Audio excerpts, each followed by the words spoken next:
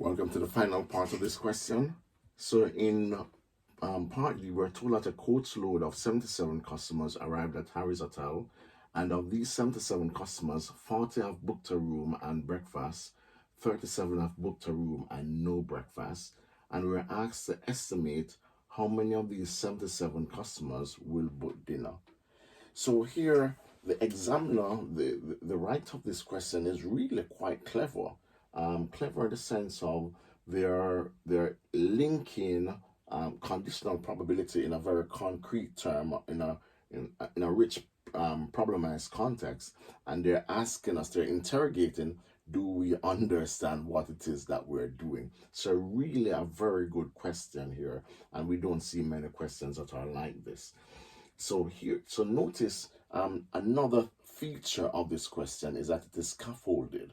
So answers to previous parts are meant to help us in the following parts of the question. So do leverage and exploit that feature of the of exams and the structure of exam questions, where previous parts are usefully applied to help resolve following parts of the question.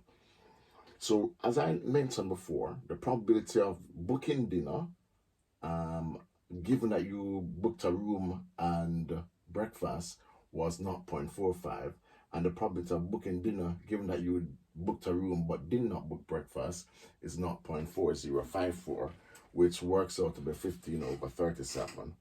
Now, so that was the 4 decimal places. So now what we're going to do for part D, if we have 77 customers and 40 of them have booked a room and breakfast, so we're looking at this. How many of them will book dinner given that they've booked a room and breakfast? It will be 0.45. So for part D, it's going to be 0.45 times 40 plus the proportion that would have booked a room and no breakfast. The probability of that happening is 0.1 is 15/37. So we're looking at 15/37 multiplied by 15/37 multiplied by 37. Okay. All right. So if we work that out,